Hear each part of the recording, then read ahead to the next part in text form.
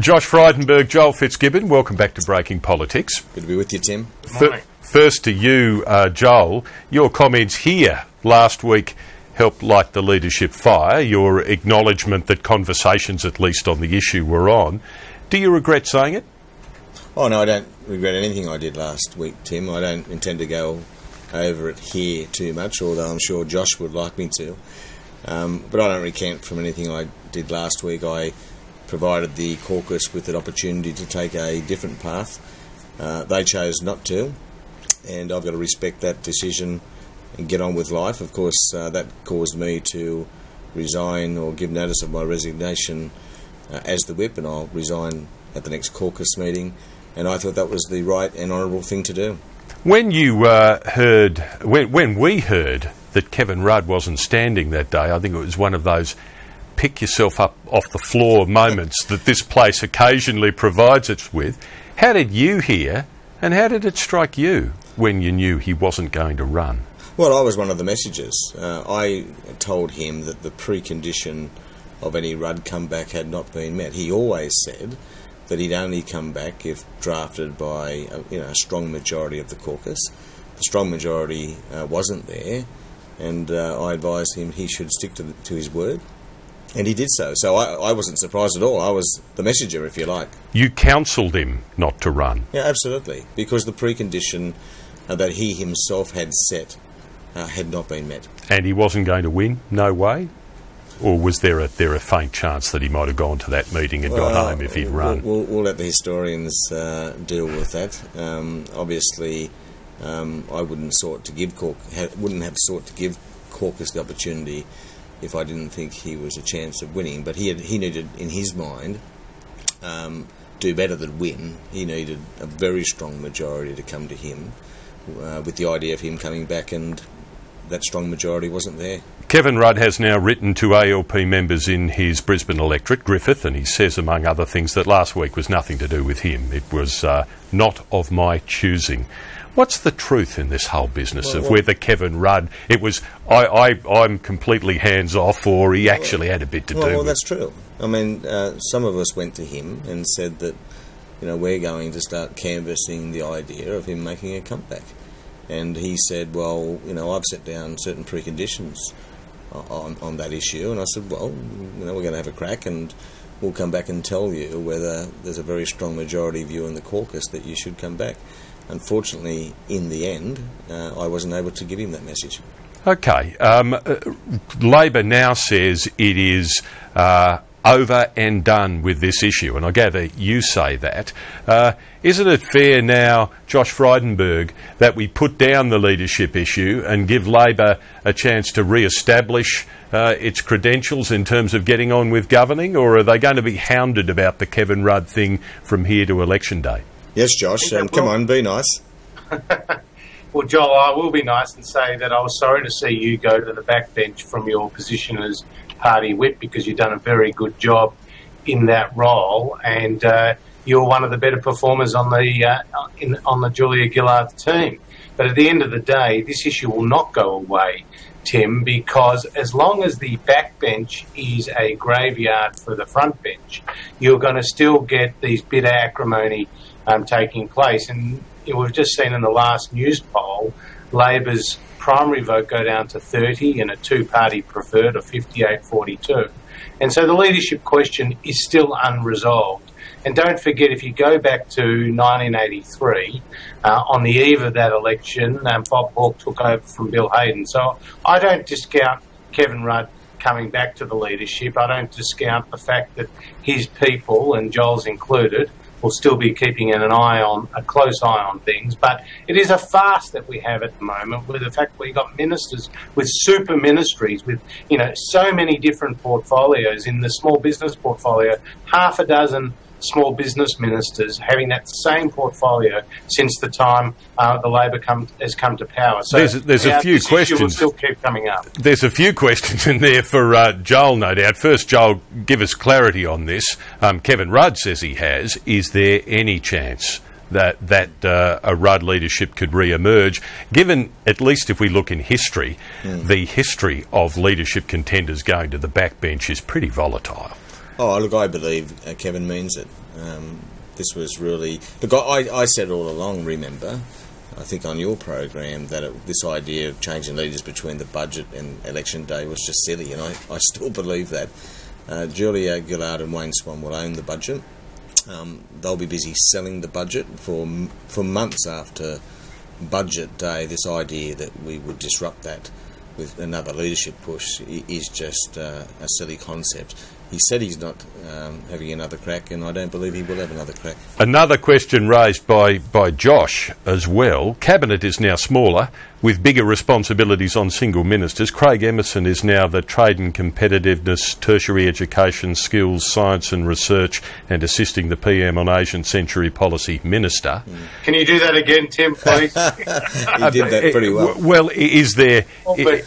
can he do that kind of a job? Can any of the ministers that are now got those tasks stacked up on them really do a thorough job in all of their areas? Well, we've really just gone back to the Hawke model. This is how it operated under Bob Hawke. The Cabinet, over the course of the last few years, has grown, and unnecessarily grown. Now, the model is a small number of senior Cabinet ministers having oversight of very big portfolios, supported by junior ministers in their work. So this is not new. In fact, we've gone back to the original model. Josh Frydenberg, there are advantages in keeping down the size of Cabinet, aren't there? Probably, but this is a stopgap measure. It's the fact that Julia Gillard doesn't have confidence in the depth of her team to promote people. I mean, how can you be the Minister for Resources and Energy and at the same time being, the Minister for, I think it's tourism as well? I mean, it just does not make sense. Because Martin Ferguson was doing just that before he resigned. Sorry. And the fact is, you'd be critical of the government if they'd kept supporters of the Rudd camp, all of those supporters of the Rudd camp were still active in Cabinet, presumably. So they were on couldn't win, really, after last week's events in terms of selecting the front bench, weren't they? Well, I think there was, there's some other people that would have put their hand up for ministries, but clearly Julia Gillard didn't have confidence in their ability. I mean, Joel did the brave thing, so did Martin Ferguson, an effective minister, so did Simon Green, and so did Kim Carr. They all fell on their swords. But Bob Carr, who was an outspoken, supporter for Kevin Rudd, he didn't fall on his sword, and it just shows you that he didn't have the courage of some of his colleagues. Well, I think he wasn't outspoken is the point. He might have been privately, but at the moment he was questioned publicly, he was very tight. Ask Joel, Tim, whether Bob Carr was a vote for Kevin Rudd or not. I think you've already done that for us, Joel? Can I just, first of all, Tim, I forgot to thank Josh for his kind reflections about my work as the whip, so thanks, Josh. Bob Carr speaks for himself, of course. He's made some public statements, and I'm sure he stands by them.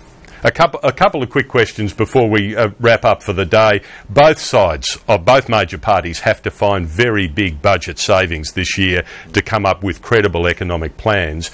Is superannuation a fair place to look for those savings or not? Josh Frydenberg, you first.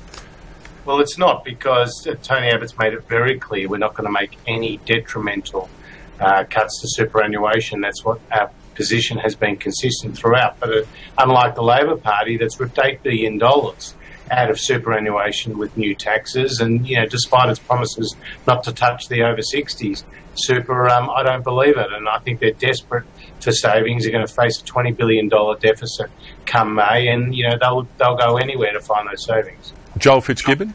Well, I hope it's the last place, Tim. But we do have to acknowledge that there are some inefficiencies and some inequities in the superannuation framework. There is also some sustainability issues. The ageing of the population. Can we afford the current system? The question is maybe not. So I'd welcome any changes, but only at the very, very, very high end. For example, coal miners in my electorate earning, $120,000, $130,000, $140,000 a year are not wealthy. That's the sort of money you need these days with property prices, etc., as they are. In Sydney's West, you can be on $250,000 family income a year and you're still struggling, particularly given property prices again. So I don't mind us having a look at the very top end, but I will not support changes that affect ordinary people like my coal miners living in Hunter. As a Defence Minister, former Defence Minister Joel Fitzgibbon, have we been in Afghanistan too long? Well, I've been in Afghanistan too long. It's our longest war ever. And it's a big announcement by Stephen Smith yesterday, a very, very significant announcement. I'm sure we'll have an ongoing role there to play, probably through our special forces. That will depend on many things, agreement with the United States, of course the Status of Forces agreement with the government of Afghanistan. But we've done very, very good work in Afghanistan. We've paid a heavy price, but I think what we've done there has proven very, very successful and will leave a very good legacy. We've done well. We've done very well. We've punched above our weight. We've achieved big things. We've done great work with the ANA in particular. That's the Afghan National Army, and we take our combat troops home with great pride. Josh Frydenberg, what should happen re Special Forces, do you think, in Afghanistan if we can't conclude a satisfactory arrangement for their protection, the legal immunity and so forth they need to operate? Well, I noticed that the Americans didn't conclude such an illegal agreement in Iraq with the Iraqi government when they left, but they still had some role. So it is an interesting question. I'd like to see our troops protected. But, in the spirit of bipartisanship on this matter, I totally agree with what Joel just had to say. I think, it's been a very important mission in Afghanistan. That was the HQ for global terrorism. And Australians have been victims of terrorism. I think our troops have been extremely brave, men and women, and I look forward to seeing them home safe and secure. Last question to you, Josh, if I might. The US Supreme Court, we expect an important decision re same-sex marriage coming up in the next 24 hours. One, are you a supporter of same-sex marriage reform at the national level in Australia? And two, should your party, should your leader be allowing a conscience vote on this issue in coalition ranks? Well, on the issue of the conscience vote, as Tony Abbott's made patently clear, we took a position to the last election, which was that we would support marriage, the current marriage definition is between a man and a woman, and that's why we didn't have a conscience vote. I do understand that public attitudes are changing, not just in Australia, but obviously in the UK, the US and other comparative jurisdictions. I have supported the existing definition of marriage, but I've also supported civil unions, and I do understand that community attitudes are changing over time here. Joel Fitzgibbon, is opposition leader Tony Abbott behind on this because he won't give his MPs a conscience vote, or is his position fair and reasonable to his word? Well, we can have a long debate about whether it's a matter of conscience. I suggest it would be best if he did. Look, I voted against the amendment to the Marriage Act last time, but I want to keep having the public conversation. My strong view last time was that a divisive debate on this issue at this time would set back the cause of those seeking change. I think the community has to support it. I think it will over time, but we've got to keep having that conversation. Joel Fitzgibbon, Joshua Frydenberg, wonderful to have you back on Breaking Politics. Thanks for coming in. Thanks, Tim. Thanks, Joel. See you, Josh.